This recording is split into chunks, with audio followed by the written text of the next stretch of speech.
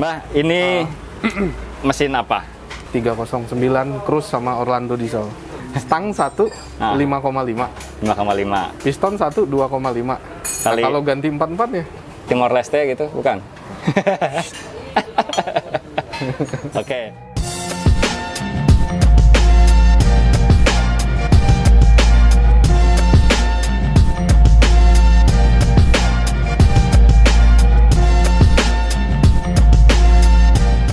Baik lagi dengan saya Faiz di Prolivo Channel di segmen Obeng, obrolan bengkel. Kita balik lagi ke bengkel ini nih. PRM, Panorama Motor, itu spesialisnya Chevrolet. Dan kebanyakan di sini unitnya Captiva, ya kan?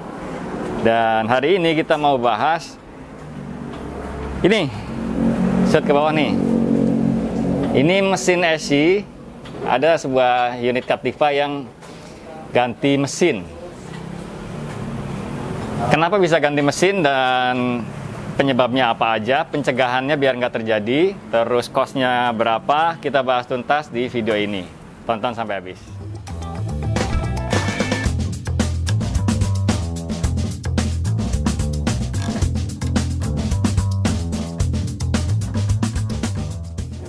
Oke, seperti biasa di Chevrolet kita punya narasumber Ki Gentong. Halo Ki, apa kabar? Baik. Dia sibuk banget, makanya udah lama kita nggak bahas Captiva ya. Siap. Susah banget cari waktunya. Mbah, ini mesin apa? Ini mesin Captiva diesel facelift Z20D1 Z20 D1. D1. Tapi ini kita ambil dari varian Orlando diesel J309 sama Cruise diesel. Oh, Platform mesinnya sama. sebentar. Ini Z201 itu dipakai di Captiva. Iya. Sedangkan ini Z309. Iya. Enggak, jadi secara tipe mesin kan Z20D1. Oh iya, 20D1. Cuman Z20D1 itu punya 11 part number. Oke. Nah, perbedaan dari setiap part number itu ada. Oke. Cuman yang paling mendekati untuk versi Indonesia kita ambil dari J309 Cruise sama Orlando diesel.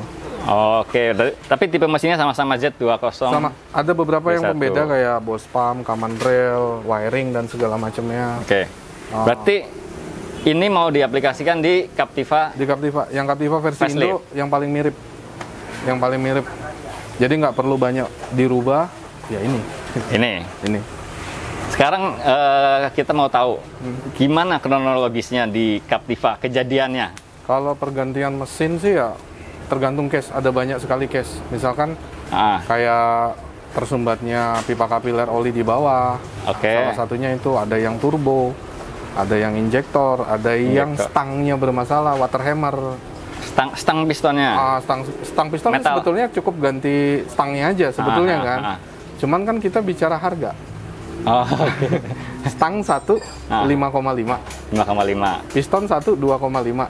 Kali- Kalau ganti 44 ya Ganti part-partnya. kan lebih baik ganti short block. Nanti. Oke. Kita case-nya yang ini aja dulu. Nah, ini unitnya yang mana? Kalau ini bengkok stang. Bengkok Kebetulan stang. stangnya 44-nya. Yang dua kena pinnya, yang dua kena stangnya. Oh, berarti yang ini kejadiannya adalah stang bengkok. Stang bengkok sama piston Penyebabnya apa? water hammer. Water hammer. Ada air masuk. Overheat, packing cylinder headnya pecah, jadi water jacket masuk ke ruang bakar. Water jacket masuk ke ruang bakar. Kejadiannya water hammer. Water hammer itu sampai bengkok ya, Bengkok. stangnya. Stangnya nggak ada bengkok. Gejalanya apa?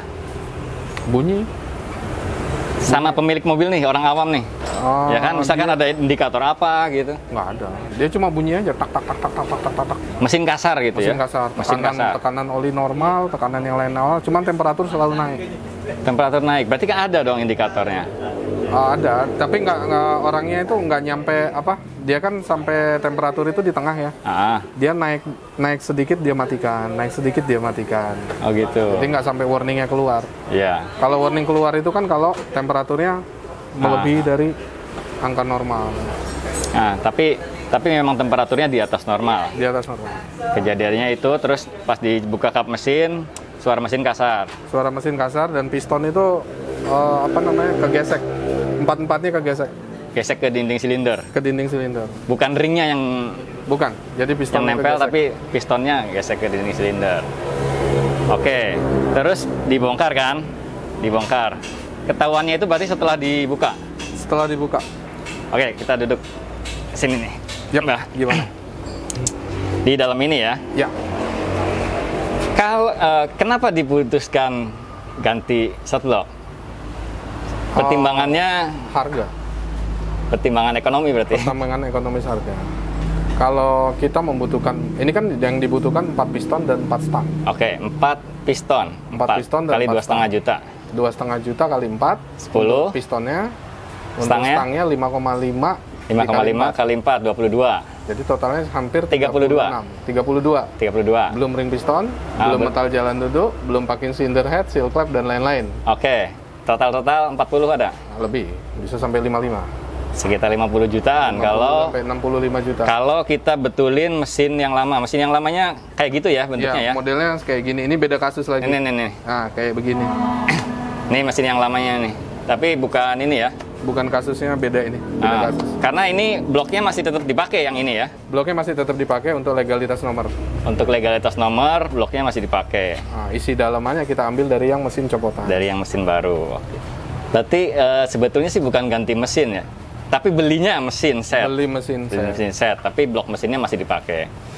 Tadi kalau misalkan ganti daleman tadi, stang seher, piston, ring, dan lain-lain, itu sekitar 50 jutaan. 50-an, 55 lah. Okay. 50-60-an. Kalau ini kan berarti mesin datangkan dari luar? Dari luar. Dari mana?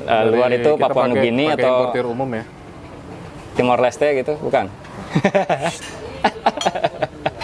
Oke, dari luar. Cost-nya?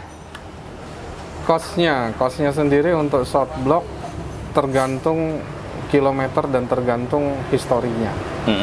Jadi setiap mesin ini punya historical. Ada historinya? Ada. Berarti ini bukan unit baru, tapi punya histori. Jadi ada di negara tertentu, si mobil ini tabrakan. Tabrakan dari samping, depan, belakang, dan segala macamnya. Mereka punya dokumentasi lengkap dikirim via email ke kita untuk legalitas. Bahwa mobil ini bukan curian mesinnya. Tapi memang karena kondisinya hancur. Masuk di junkyard, dokumentasi dikirim ke kita, baru kita berani datangkan. Berarti ada historinya juga, ada legalitasnya juga. Ada. Si mesin ini. Dan yang terpenting kilometernya. Kalau yang ini, ingat nggak? Kita datengin ada 5 ya. Ada 5. Ini kalau nggak salah yang terakhir yang kelima. Yang kelima itu salah satunya ada yang 87.000 kilo. 87.000. Cuman karena kualitas bahan bakar antara sini sama sana jauh berbeda, kondisi sana better dibandingkan sini. Begitu kita buka ya kayak brand new. Kayak baru, bener-bener semuanya bersih. Apalagi rekodnya juga jelas. Rekodnya jelas ada.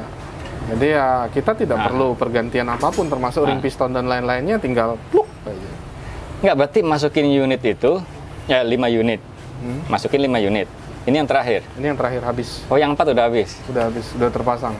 Berarti kalau ada teman-teman yang butuh udah nggak ada nih? Inden lagi? Next. Gelombang berikutnya. Oke, sekarang kalau ganti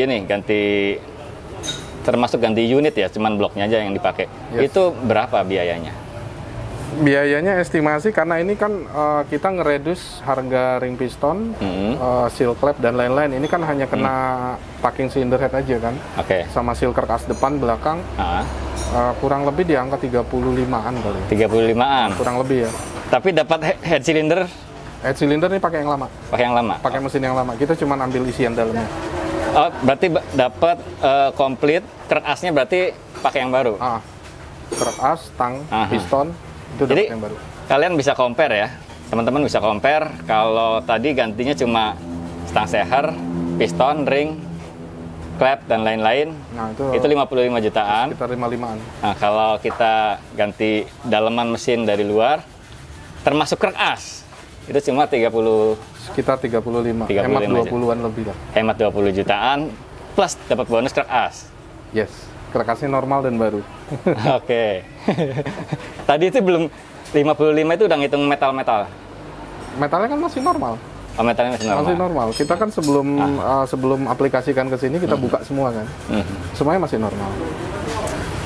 35 jutaan. Tapi PRM menggaransi nggak? Garansi kita 3.000 kilo atau 6 bulan, mana yang lebih dulu? 6 bulan? Ya. Di komponen mechanical yang ada di mesin? Sesuai nota. Sesuai nota. Nah, tapi kalau misalkan ada kerusakan di luar itu beda lagi? Tergantung itu terdampak karena pekerjaan kita atau tidak. Kalau memang terdampak kita garansi, free spare part, free jasa mekanik. Oke, itu ya. Nah, sebetulnya pemilik Captiva misalkan ada gejala-gejala anomali yang ringan itu layak nggak? Ganti aja lah mesinnya gitu. Tergantung ketampanan saldo sih kalau itu. Oh gitu. Kalau misalkan selesai dengan 10 juta, tapi dia minta ganti mesin ya berarti kan saldonya tampan banget. Iya, iya. Pokoknya kalau dari PRM sendiri menyarankan ganti mesin itu kalau yang kena komponen mahal dan nilainya memang lebih daripada kos ini. Lebih dari kos itu. Kalau ya kosnya lebih hemat dengan mesin copotan, ya kenapa why not? Kenapa enggak pakai mesin copotan? Kenapa enggak? Gitu. Terkecuali kalau ganti berikut cylinder headnya. Kenapa kalau cylinder headnya? Cylinder headnya sendiri kan kisaran 17 juta ya kalau copotannya. Kalau misalkan mau segeluntung kan tinggal tambahnya 35 tambah 17. Oh gitu. Karena mesin ini datang include turbo, include lain-lain, include matic-nya juga. Cuma kan dia beli terpisah, sisanya kan kita jual ecer. Oh iya iya iya. Kayak sensor-sensor seperti ini, itu ya ikut juga sama. Sekarang gini, pencegahan biar nggak terjadi stang seher bengkok. Biar nggak terjadi water hammer. Water hammer itu kenapa? Semua komponen itu kan ada usianya. Oke. Ada yang 150.000 kilometer, ada yang harus diganti. Kalau untuk case-nya Captiva, ini termasuk jarang. Oh, ini termasuk jarang sebetulnya? Termasuk jarang case seperti ini, karena pakai cylinder head disarankan kalau di manual booknya itu sekitar 200.000 kilo. 200.000 kilo? Sekitar 200.000 kilo. Untuk masuk ke 150.000 kilometer, biasanya peremajaan itu sudah pasti ada. Oke. Di angka 100 sampai 150.000 ada oil cooler, ada timing chain. Timing chain itu ganti. Ada selang-selang. Berarti sebetulnya packing head cylinder itu nanti? Nanti. 200.000? Nanti. Tergantung kebutuhan, tentatif lah. Berarti ini cash yang... Kalau kita ganti timing chain otomatis kan sekalian. Naik sekalian. Berarti ini kejadiannya karena packing head cylinder rembes itu? Ya itu anomali sih kalau itu. Nyebrang? Tidak seharusnya. Dan jarang terjadi sebetulnya? Jarang terjadi. Mungkin sekitar 1:30. Oke, pemilik Captiva, teman-teman pemilik Captiva, untuk mencegah ini, apa yang harus dilakukan? Seperti yang video-video sebelumnya ya, jaga kebersihan mesin, kebersihan bahan bakar, dan oli yang tepat guna. Sesuai bahan bakar, sesuai lifetime. Ya kunciannya diesel kan hanya kebersihan mesin, kebersihan bahan bakar, sama oli. Selesai. Lifetime-nya pasti panjang. Itu aja. Cuman itu, simple kok miara diesel, nggak menakutkan dan nggak ribet. Kalau kita sering berbicara hal-hal yang buruknya di YouTube soal mesin ini, soal ini kan lebih ke pesan yang mau kita sampaikan, jangan sampai seperti ini loh. Iya. Caranya seperti ini loh, gitu kan. Itu gitu. Kita selalu ngasih case juga dengan solusinya. Jadi sempat kita diprotes beberapa kali sama customer, lu nakut-nakutin mulu, videonya menakutkan mulu. Sebenarnya bukan berniat mau menakutkan, tapi yang kita share di ProLevo adalah cerita-cerita case terberat yang pernah kita hadapi, dan Anda jangan sampai menghadapi itu. Gitu. Betul. Kita cerita horornya plus kita kasih solusinya dan pencegahannya. Sama kayak yang ini nih. Jadi pencegahannya sih simple aja ya. Kontrol selalu bahan bakar bersih, oli, kondisi mesin bersih, dan oli yang tepat guna. Selebihnya sih nggak ada. Ada yang mau disampaikan lagi?